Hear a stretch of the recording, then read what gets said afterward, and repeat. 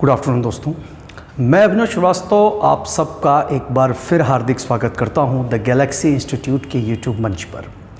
दोस्तों, एक अंतराल के बाद आपसे दोबारा हमारी मुलाकात हो रही है, लेकिन आशा करते हैं कि पिछले विगत वीडियोज़ में आपको जो कुछ भी कंटेंट उपलब्ध कराया गया होगा, आपने अब तक उसका गहन चिंतन और विश्लेषण किया होगा और उससे मिलने वाले फ़ायदों से आप अब तक लाभान्वित भी हो चुके होंगे।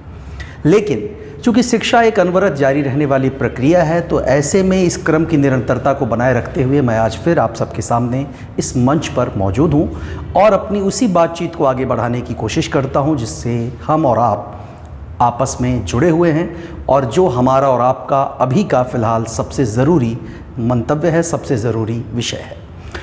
तो दोस्तों, बातें हो रही थी लास्ट टाइम हमारी आपके बीच क्लास में आपके टॉपिक पर यानी बायोलॉजी पर, और बायोलॉजी के अंतर्गत हमने जिस विषय पर आपसे बात की थी वो था दोस्तों हार्मोन सिस्टम। यानी हार्मोन्स की बात अगर करें तो हार्मोन्स हमारे शरीर में बनने वाली वे जैव रासायनिक घटनाओं को क्रियान्वित करते हैं, संपादित करते हैं, जो कि हमारे शरीर की निरंतरता, जीवन की निरंतरता को बनाए रखने के लिए सबसे ज़्यादा ज़रूरी है। तो ऐसे में आपको ये बताया जा चुका है दोस्तों कि हार्मोन, आप पिछले वीडियो में देख भी चुके होंगे कि ये एक जैव रासायनिक कह सकते हैं कि पदार्थ होता है, और एक्चुअल में अगर देखा जाए तो स्टेरॉयड और अमीनो अम्ल से बनने वाले रसायन होते हैं। ये सबसे बड़ी चीज़ कि इसमें उन ग्रंथियों की बात भी हमने की थी आपसे जिन्हें हम अंतःस्रावी ग्रंथि के रूप में देखते हैं, और अंतःस्रावी ग्रंथियों में हमने आपसे जिस ग्रंथि पर पहले चर्चा की है वो ग्रंथि थी दोस्तों पीयूष ग्रंथि। पीयूष ग्रंथि, जिसके लिए हम लोगों ने पिट्यूटरी ग्रंथि शब्द का भी इस्तेमाल किया था। इसके लिए एक नाम और आपने देखा था दोस्तों, और वो नाम था मास्टर ग्लैंड, यानी मास्टर ग्रंथि के रूप में भी हम पीयूष ग्रंथि का नाम ले चुके हैं। और ऐसा इसलिए क्योंकि सबसे छोटी ग्रंथि जिसका वजन सिर्फ 0.6 ग्राम है और जिसके द्वारा स्रावित हार्मोन्स की संख्या 9 है।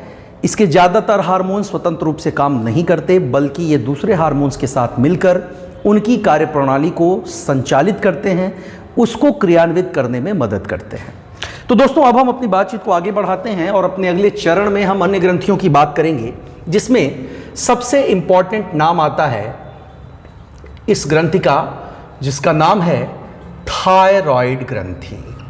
देखिए दोस्तों, थायराइड ग्रंथि के लिए एक नाम और आपको यहाँ पर मिलेगा और वो नाम होगा अवटु ग्रंथि का, जो कहाँ होता है चलिए इसको समझ लिया जाए।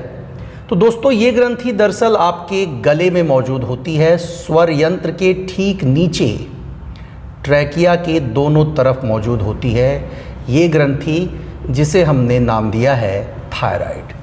लेकिन इसके लिए जो सबसे बड़ा, सबसे इंपॉर्टेंट क्वेश्चन आपके सामने है वो देखिए क्या है। वो सबसे बड़ी थायराइड जो ग्रंथि है, ये सबसे बड़ी अंतःस्रावी ग्रंथि बन जाती है। कैसी ग्रंथि?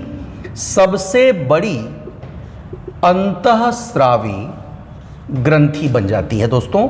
तो ये भी अपने आप में एक सवाल है, और ये सवाल बहुत पूछा भी जाता है कि शरीर की सबसे बड़ी अंतःस्रावी ग्रंथि का श्रेय किसे दिया जाता है। तो ये है दोस्तों आपकी थायराइड ग्रंथि। थायराइड ग्रंथि, जिससे अगर देखा जाए तो इससे निकलने वाले हार्मोन्स को हम 2 श्रेणियों में बांट सकते हैं। 2 श्रेणियों में कौन कौन सी, तो चलिए वो भी देख लिया जाए। पहला नाम आप यहाँ पाएंगे थायरॉक्सिन। जो पहली ग्रंथि हम यहाँ पर देख रहे हैं दोस्तों, उसका नाम है हार्मोन का थायरॉक्सिन, और दूसरे का नाम है ट्रायोडोथायरीन। ये 2 नाम आपको दिख रहे होंगे। पहला नाम थायरॉक्सिन का है और दूसरा नाम आपको यहाँ पर मिल रहा है ट्रायोडोथायरीन का। दोस्तों, थायरॉक्सिन जो है ये कई घटनाओं के लिए जिम्मेदार है, जिसमें अगर हम देखें तो सबसे पहला नाम आता है आपकी उपापचय क्रिया, बाल और नाखूनों का बढ़ना या उनका बने रहना। इसके अलावा आपकी जनन क्रिया के लिए अगर देखें तो महिलाओं में जनन क्रिया के लिए बहुत हद तक ये जिम्मेदार होता है आपका थायरॉक्सिन हार्मोन। इसमें इसके 3 रूप आप देखेंगे, TSH, T3 और T4। ये 3 रूप आपको यहाँ पर मिल रहे हैं। इसमें से T3 और T4 सीधे तौर पर थायरॉक्सिन हार्मोन है, जबकि इसमें TSH का नाम हमने आपको पीयूष ग्रंथि के बारे में पढ़ाते समय ही बताया था कि TSH जिसका नाम क्या है दोस्तों, इसे हम लोग कहते हैं थायरॉक्सिन स्टिमुलेटिंग हार्मोन, यानी हिंदी में अगर बोला जाए तो ये आपका थायरॉक्सिन उत्प्रेरक हार्मोन बन जाता है। क्या बन जाता है दोस्तों? थायरॉक्सिन उत्प्रेरक हार्मोन बन जाता है। यानी ये जो हार्मोन है TSH, ये थायरॉक्सिन के स्राव को प्रेरित करता है, यानी थायराइड ग्रंथि को थायरॉक्सिन के स्राव के लिए उकसाता है। तो ऐसे में ये बहुत इंपॉर्टेंट है। ये इसके कुछ सामान्य काम हैं। और ट्रायोडोथायरिन इसका जो हिस्सा आप दिख रहा है आपको, इसमें ट्रायोडो यानी ट्राई आयोडो, तो इसमें पाया जाने वाला जो मुख्य तत्व है वो है आपका आयोडीन। और आपको पता है दोस्तों कि आयोडीन जो होता है ये बच्चों के मानसिक विकास के लिए जिम्मेदार होता है। किसके लिए जिम्मेदार होता है? मानसिक विकास के लिए जिम्मेदार होता है। और अगर ये मौजूद नहीं है, अगर बच्चे में आपका ट्रायोडोथायरिन या थायरॉक्सिन हार्मोन की कमी दिखाई दे रही है, थायराइड ग्रंथि पूरी तरह से सक्रिय अवस्था में कार्य नहीं कर रहा है, तो इसका नुकसान ये होगा कि बच्चा मंद बुद्धि हो जाता है दोस्तों। वो सोचने समझने की जो क्षमता है वो उसकी बहुत कम हो जाती है, वो सोच समझ नहीं पाता। ठीक है, तो ये जो हार्मोन है आपका, ये थायरॉक्सिन ग्रंथ से निकलता है। और सबसे बड़ी चीज़ कि इस थायराइड ग्रंथ से निकलने वाले इस हार्मोन में, जैसा मैंने आपको बताया, 2 तरह के नाम आपको दिख रहे होंगे, थायरॉक्सिन और ट्रायोडोथायरिन। थायरॉक्सिन का काम क्या है? उपापचय, बाल और नाखूनों का उगना, जनन क्रिया का संभव बनना, या फिर हमारा जो पाचन है ये भी बहुत हद तक जिम्मेदार है इसके लिए। और पाचन के अलावा आप समझिए कि अगर भोजन का उपापचय, जिसे हम अंग्रेजी में इसके लिए शब्द इस्तेमाल करते हैं मेटाबॉलिज्म, अगर हमारा मेटाबॉलिज्म सही नहीं है, अगर हमारी उपापचयी क्रियाएं ठीक ढंग से संपादित नहीं हो रही हैं, तो इसके कई नुकसान होते हैं। और उन कई नुकसानों में सबसे बड़ा नुकसान होता है दोस्तों, और वो क्या है समझ लें कि इससे दिक्कत ये हो जाती है कि आपके शरीर में जो ग्लूकोज है, जो कार्बोहाइड्रेट है, इसका ठीक ढंग से पाचन नहीं हो पाता। और अगर आपके शरीर में ठीक ढंग से कार्बोहाइड्रेट का पाचन नहीं हो रहा है, तो वो सीधे तौर पर आपका फैट में बदल जाता है और आपके शरीर का मोटापा बढ़ना या शरीर में सूजन आने जैसी घटनाएं हमें देखने को मिलती हैं। तो ये जानकारी दोस्तों किसके बारे में है? ये जानकारी हमारी इस ग्रंथि के बारे में, थायराइड ग्रंथि के बारे में। अगर हम इसके बाद की ग्रंथि को देखें तो थायराइड ग्रंथि के ठीक नीचे पाई जाती है दोस्तों एक अन्य ग्रंथि, और इस अन्य ग्रंथि के लिए जो हम नाम इस्तेमाल करेंगे वो नाम है पैराथायराइड। ठीक है, चलिए वो देख लेते हैं कौन सी ग्रंथि है दोस्तों। तो उसका नाम है पैराथायराइड। ये थायराइड ग्रंथि के ठीक नीचे मौजूद होती है। और पैराथायराइड के लिए हिंदी में भी नाम इस्तेमाल किया जाता है, वो नाम है आपका पराअवटु ग्रंथि। पराअवटु ग्रंथि क्या करता है दोस्तों? तो चलिए देखते हैं। इससे निकलते हैं जो हार्मोन, उसमें 2 नाम आएंगे। पहला नाम आपको मिलेगा पैराथायरॉक्सिन का, और दूसरा नाम मिलेगा आपको यहां पर कैल्सीटोनिन का। 2 हार्मोन है दोस्तों, पहला है आपका पैराथायरॉक्सिन और दूसरा नाम आपको दिख रहा है कैल्सीटोनिन। ये क्या करता है चलिए ये समझते हैं। पैराथायरॉक्सिन का जो मुख्य काम है ये है हमारे शरीर में कैल्शियम की मात्रा को संतुलित रखना। यानी जब हमारे शरीर में कैल्शियम की कमी होती है तो उस कैल्शियम की कमी के लिए जो जिम्मेदार है वो आपका कुछ हद तक पैराथायरॉक्सिन होता है। लेकिन अगर यही कैल्शियम आपके शरीर में असंतुलित हो जाए, या मान लीजिए अतिरिक्त कैल्शियम की मात्रा जिसका पाचन आपका पैराथायरॉक्सिन करता है, अगर यही कम हो जाता है, तो कम कैल्शियम की मात्रा को संतुलित करने का काम कौन करेगा? तो दोस्तों इसका नाम है कैल्सीटोनिन। ये आपका कैल्शियम की मात्रा का संतुलन बनाने का काम करता है। ठीक है, और इससे सीधे तौर पर आप समझ सकते हैं कि ये दोनों ही जिस अंग से जुड़ा है वो है हमारी हड्डियां। यानी हमारी अस्थियां हैं दोस्तों और हड्डियों का कमज़ोर होना, ये कई गंभीर बीमारियों जिसमें गाउट, ऑस्टियोपोरोसिस या आपका रूमेटाइटिस जैसी समस्याओं की वजह बन जाता है आने वाले समय में। तो हड्डी से संबंधित अगर बीमारियों पर नियंत्रण रखना है, इन बीमारियों से अगर आपको बचना है, तो आपके लिए सबसे अच्छा तरीका होगा कि आप पैराथायराइड ग्रंथि को एक्टिव रखें, कोशिश करें कि इसमें कोई समस्या ना आने पाए। अगर पूछता है ये कहाँ होगा, तो ये होगा आपका थायराइड ग्रंथि के ठीक नीचे मौजूद होगा दोस्तों। और निकलने वाले हार्मोन भी दो हैं, पैराथायरॉक्सिन है और कैल्सीटोनिन है। तो जहाँ कैल्सीटोनिन कैल्शियम की मात्रा को संतुलित रखेगा, वहीं उसकी कमी को पूरा करने का काम कौन करेगा? कैल्शियम। चलिए आगे बढ़ा जाए, अगली ग्रंथि पर आते हैं। और अगली ग्रंथि हमारी एक ऐसी ग्रंथि है जिसे हम मिश्रित ग्रंथि के तौर पर देखते हैं। और आपको अगर याद हो तो हमने हार्मोन चैप्टर की शुरुआत में ही उस ग्रंथि के बारे में आपको जानकारी दी थी जिसे हम नाम दे रहे हैं मिश्रित ग्रंथि।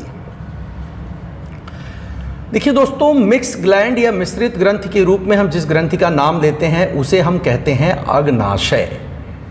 अग्नाशय को अंग्रेजी में बोला जाता है पैंक्रियास। लेकिन प्रश्न आपके मन में ये आ रहा है कि यहाँ पर मिश्रित ग्रंथि कहने की वजह क्या है इसे? तो दोस्तों, अंतःस्रावी और बाह्यस्रावी दोनों तरह का स्राव जो करेगा वही तो आपका मिश्रित ग्रंथि कहलाएगा। क्यों?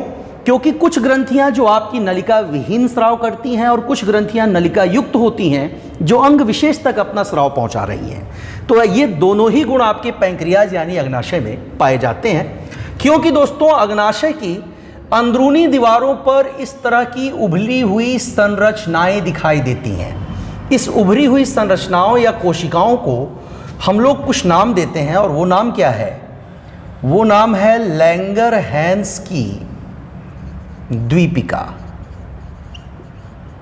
इसे अंग्रेजी में भी जान लें, आइलेट्स ऑफ लैंगरहैंस। ये नाम जो है हम इसके लिए प्रयोग करते हैं। और ये कोशिकाएं जो हैं वो एक्चुअल में, ये दीपिका शब्द हम जो प्रयोग कर रहे हैं, ये एक प्रकार की कोशिका है। और ये कोशिका दोस्तों 3 प्रकार की होती है, अल्फा, बीटा और डेल्टा। 3 प्रकार की कोशिकाएं होंगी। फिर से देखें, अल्फा, बीटा और डेल्टा कोशिका। अल्फा से निकलने वाले हार्मोन को दोस्तों हम लोग कहते हैं ग्लूकैगॉन। क्या कहते हैं इसे? ग्लूकैगॉन। बीटा से जो हार्मोन निकलता है उस हार्मोन का नाम यहाँ पर इंसुलिन आपको जानना है। और डेल्टा से जो हार्मोन निकलता है दोस्तों, यही था सिक्रिटीन, जो सर्वप्रथम खोजा गया हार्मोन था। लेकिन यहाँ आगे बढ़ने से पहले एक चीज़ और मैं आपको बताना चाहूँगा कि अभी हम लोगों ने जो अग्नाशय ग्रंथि को पढ़ा है, थायराइड ग्रंथि को जो हम लोगों ने पढ़ा है, थायराइड ग्रंथि से रिलेटेड 2 समस्याएं, एक का नाम आप देखें, इसे कहेंगे एक्सोप्थैल्मिया। ये आपको जरूरी है जान लेना, एक्सोप्थैल्मिया ये होता क्या है। और एक नाम आपको एक्रोमेगली मिल रहा है। एक्सोप्थैल्मिया और एक्रोमेगली ये दोनों ही बीमारियां हैं। और ये दोनों बीमारियां जिसकी वजह से होती हैं वो आपका कौन सी ग्रंथि थी दोस्तों? वो थी आपकी थायराइड ग्रंथि।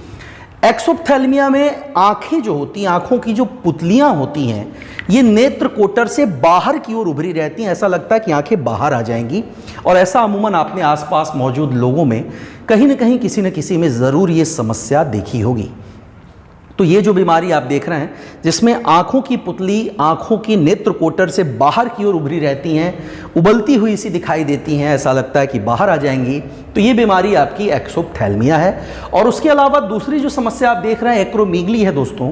आदमी का चाहे जितना भी भोजन करे, दिन रात घी दूध दही में डूबा रहे, लेकिन फिर भी वो बहुत कुपोषित, बहुत दुबला पतला दिखाई देता है। तो ये बीमारी भी आपकी एक्रोमेगली है। और ये भी थायराइड के उपापचय संबंधी अनियमितता की वजह से होने वाली एक गंभीर बीमारी है। ठीक है, तो चलिए यहाँ पर वापस आते हैं। 3 हार्मोन्स की बात हुई है और तीनों 3 प्रकार की कोशिकाओं से निकल रही हैं। पहली कोशिका अल्फा है, दूसरी कोशिका बीटा है और तीसरी कोशिका है आपकी डेल्टा, यानी इससे सिक्रिटीन का काम होता है। इसमें से आप सबसे ज़्यादा परिचित जिस हार्मोन से हैं दोस्तों, वो आपका इंसुलिन है। इंसुलिन करता क्या है, तो चलिए जान लें उसको भी।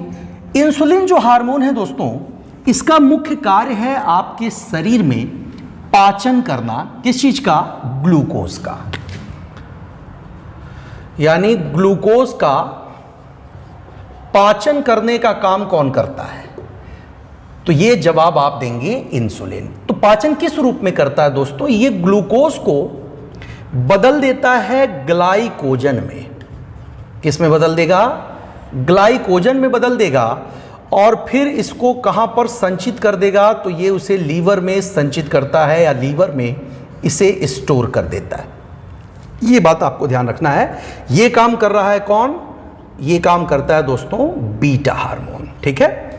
अब बीटा के बाद बात आती है अल्फा की। इसको हम समझते हैं दूसरा काम ये कौन सा करता है। देखिए दोस्तों, यहां पर जब आपके शरीर से ग्लूकोज को ग्लाइकोजन में बदलकर लीवर में स्टोर कर दिया जाता है, तो ऐसा केवल उस ग्लूकोज के लिए होता है जो हमारे शरीर में ऑक्सीकरण की प्रक्रिया के बाद भी बचा रह गया है। ठीक है। तो ऐसे में अगर ये हमारे ब्लड में बचा रह जाएगा तो ये गंभीर समस्या पैदा करेगा। और वो गंभीर समस्या क्या होगी? यहां पर व्यक्ति के मूत्र के साथ ग्लूकोज का उत्सर्जन होने लगता है दोस्तों। और मूत्र के साथ अगर ग्लूकोज का उत्सर्जन होने लगेगा तो इस बीमारी को हम कहेंगे ग्लाइकोसूरिया। क्या नाम देंगे हम इसे? हम इसे नाम दे रहे हैं ग्लाइकोसूरिया। ध्यान रखें, ऐसा व्यक्ति बार बार यूरिनेट करना पड़ता है, यानी बार बार उसे मूत्र त्याग करना पड़ता है, बार बार पेशाब करना पड़ता है। और इससे क्या होगा कि शरीर में जो ग्लूकोज मौजूद है, जिसके ऑक्सीकरण से आपको ऊर्जा मिलनी है, वो ग्लूकोज आपके शरीर से बाहर निकल जाएगा। और अगर वो आपके शरीर से बाहर निकल गया तो इसका नुकसान ये हो रहा है कि आप बहुत कमज़ोर, बहुत ही दुर्बल महसूस करेंगे और शरीर जो है उसमें स्फूर्ति नहीं रहेगी, ताकत महसूस नहीं होगी, व्यक्ति निढाल हो जाता है। अगर ये स्थिति बनी रह जाती है तो आप समझ सकते हैं कि यही कंडीशन आगे चलकर व्यक्ति को डायबिटीज़ की स्थिति में पहुंचा देती है। लेकिन कैसे, वो हम आगे देखेंगे। तो ऐसे में अगर ये ग्लूकोज जो ग्लाइकोजन में बदलकर स्टोर कर लिया गया, अगर हमें दोबारा ग्लूकोज की ज़रूरत पड़ी तो क्या किया जाए? तो वहाँ जब हमें दोबारा ग्लूकोज की ज़रूरत पड़ती है तो बाहर से हमें ग्लूकोज लेने की आवश्यकता पहली नज़र में नहीं होती, बल्कि वहाँ पर हम ग्लाइकोजन जो मौजूद है लीवर में, इसे दोबारा बदला जाता है ग्लूकोज में। यानी अल्फा का काम है, जिसमें ग्लूकैगॉन नाम आप देख रहे हैं। ग्लूकैगॉन हार्मोन क्या करता है? जरूरत पड़ने पर ग्लाइकोजन को कन्वर्ट कर देता है दोबारा से ग्लूकोज में।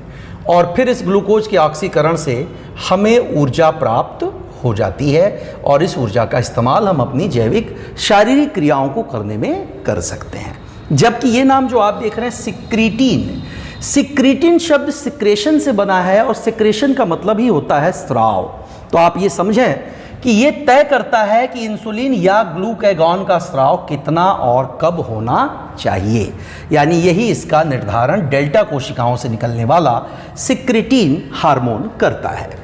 अब देखें दोस्तों, डायबिटीज़ की बात यहाँ पर समझ लेना ज़रूरी है, क्योंकि आपके लिए अगर क्वेश्चन ये आता है कि दुनिया का डायबिटीज़ कैपिटल किस देश को कहा जाता है, तो सीधा सा जवाब होगा कि दुनिया का डायबिटीज़ कैपिटल हम लोग कहते हैं आपके अपने देश यानी कि भारत को। इसलिए दोस्तों क्योंकि आज की तारीख में भारत में 7 करोड़ से भी ज़्यादा लोग डायबिटीज़ की बीमारी से पीड़ित हैं।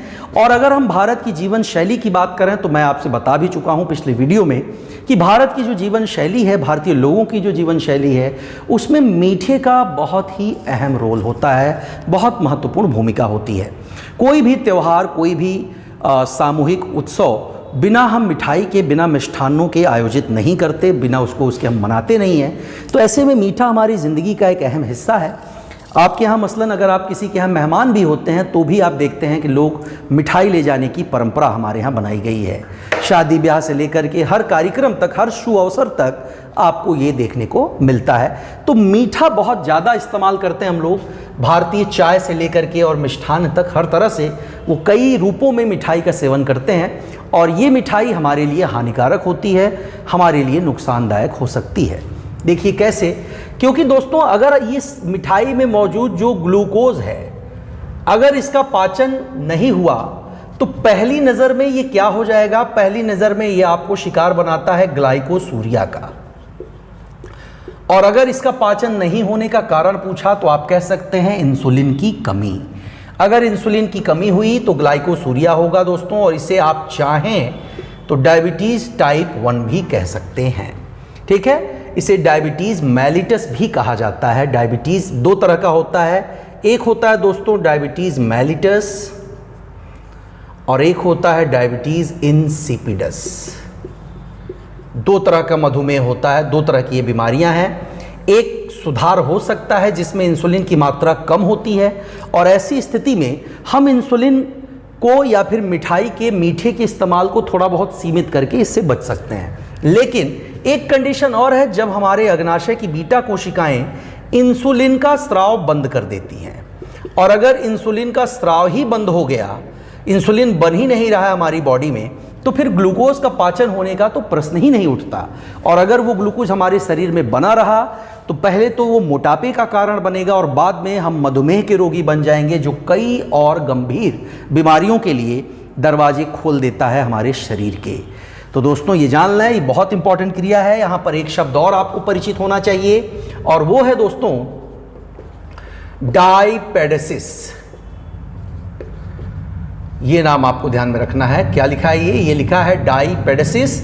मधुमेह के रोगियों में ही ये समस्या देखी जाती है जब उनके घाव भरते नहीं हैं, क्योंकि मधुमेह के रोगियों में अगर कहीं चोट लग जाए, कहीं इंजेक्शन लगा दिया जाए, कहीं कोई जख्म हो जाए तो वो घाव भरता नहीं है दोस्तों, और इस घाव से धीरे धीरे आप पाएंगे कि वो इलाका, वो जगह नासूर में बदल जाता है, और बाद में अंग विच्छेद करना ही, यानी अंग को काट कर निकालना ही एकमात्र चारा बच जाता है। तो ऐसे में ये भी एक बहुत गंभीर स्थिति है, बहुत ही चिंताजनक स्थिति है। तो दोस्तों डायबिटीज़ बहुत गंभीर बीमारी है, और जैसा मैंने कहा कि भारत में अब ये बीमारी बहुत अल्प वयस्क बच्चों में भी, कम उम्र के बच्चों में भी, मसलन सिर्फ 10 से 12 साल 14 साल के बच्चों में भी ये बीमारी अब देखी जा रही है। ऐसे में इसका समाधान बहुत ज़रूरी है कि हम ये समझ सकें कि इस बीमारी से जितना ज़्यादा बचा जाए उतना बढ़िया है, क्योंकि ये बीमारी ना होकर कई दूसरी बीमारियों का एक दरवाज़ा है। आगे बढ़ते हैं, अब हम अगली ग्रंथि की ओर आते हैं दोस्तों, और हमारी अगली ग्रंथि का नाम है अधिवृक्क ग्रंथि। कौन सी ग्रंथि है? अधिवृक्क ग्रंथि, जिसे हम इंग्लिश में एड्रिनल ग्लैंड के नाम से जानते हैं। अब देखिए ये एड्रिनल ग्लैंड करता क्या है और ये होता कहाँ है। इस आकृति से आप सब वाकिफ होंगे। ये आकृति जो है दोस्तों आपकी किडनी की आकृति है। किडनी यानी कि हमारे वृक्क या गुर्दों से रिलेटेड। देखिए दोस्तों, वृक्क या गुर्दे, सबसे बड़ी बात कि एक सवाल पूछता है रक्त का शुद्धिकरण कहाँ होता है। अगर रक्त का शुद्धिकरण पूछता है तो रक्त का शुद्धिकरण जो होता है दोस्तों वो तो फेफड़ों में होता है, लेकिन ब्लड को छानने की क्रिया कहाँ होती है? तो ब्लड को छानने की क्रिया कौन करता है? वृक्क करता है दोस्तों, यानी हमारी किडनी करती है। ये किडनी हमारे खून को छानने के लिए किस सिद्धांत का इस्तेमाल करती है, ये अगला सवाल है।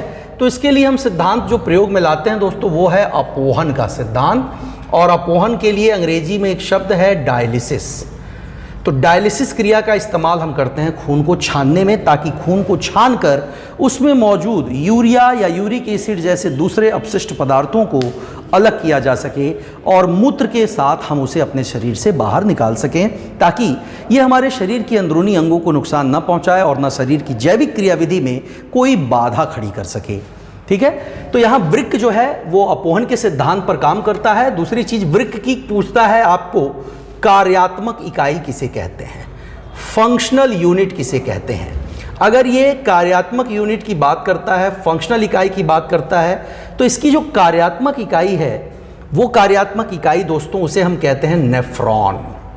नेफ्रॉन के लिए हिंदी में भी एक शब्द है, और वो शब्द है वृक्काणु। और प्रत्येक किडनी की अगर बात की जाए तो एक किडनी में इसकी संख्या 10 लाख तक होती है। ये सवाल बहुत पूछा जाता है।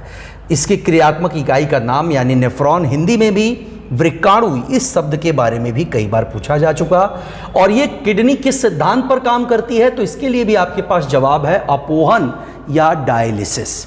ठीक है, इसी किडनी के पीछे की ओर मौजूद होती है वो ग्रंथि दोस्तों जिसे हम कहते हैं अधिवृक्क ग्रंथि। अब यहाँ ये समझ लेना ज़रूरी है कि अधिवृक्क ग्रंथि की जो संरचना है वो द्विस्तरीय होती है, यानी डबल लेयर्ड होती है। इसमें से दोनों लेयर के लिए अलग अलग नाम हम लोग इस्तेमाल करते हैं। जैसे अगर ये किडनी है तो इसकी बाहरी संरचना को हम कहेंगे दोस्तों कॉर्टेक्स, और अंदरूनी संरचना के लिए नाम इस्तेमाल किया जाता है मेड्यूला। तो कॉर्टेक्स और मेड्यूला ये दो अंग हैं। कॉर्टेक्स से निकलने वाले हार्मोन्स का भी नाम जानना है और मेड्यूला का भी। ध्यान रखिए, कॉर्टेक्स से निकलने वाले हार्मोन्स की संख्या केवल 2 है, जबकि मेडुला से निकलने वाले हार्मोन्स की संख्या वैसे तो 3 है, लेकिन हम आप उसे 2 बना करके पढ़ेंगे, समझेंगे, उसकी उपयोगिता जानेंगे।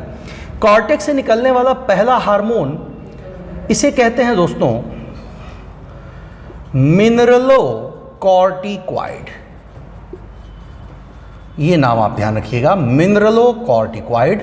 और दूसरा नाम आप देख रहे हैं, ये है ग्लूकोकॉर्टिकॉइड का। 2 नाम आपको यहां पर दिख रहे होंगे, मिनरलोकॉर्टिकॉइड और ग्लूकोकॉर्टिकॉइड। जैसा इनका नाम है, इनका काम इनके नाम के ही अनुरूप है। जैसे मिनरल मतलब होता है दोस्तों खनिज, और ग्लूको शब्द ग्लूकोज को दर्शाता है। तो आप समझ सकते हैं कि मिनरलोकॉर्टिकॉइड का काम है हमारे शरीर में calcium, potassium, magnesium, cobalt, iron जैसे खनिजों की मात्रा को बैलेंस करना, जबकि ग्लूकोकॉर्टिकॉइड ग्लूकोज की मात्रा को संतुलित रखने का काम करता है। अब बात आती है मेडुला की। तो मेडुला से निकलने वाले हार्मोन्स में पहला नाम आपको मिलेगा एपिनेफ्रिन का, दूसरा नाम आपको मिलेगा नॉर एपिनेफ्रिन, और तीसरा नाम आपको मिलेगा लिंग हार्मोन का या सेक्स हार्मोन का।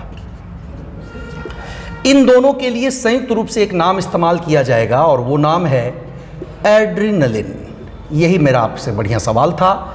एड्रिनलिन कहते हैं एपिनेफ्रिन और नॉर एपिनेफ्रिन को संयुक्त रूप से, और एड्रिनलिन का ही नाम है F2 हार्मोन। F2 मतलब फाइट एंड फ्लाई हार्मोन।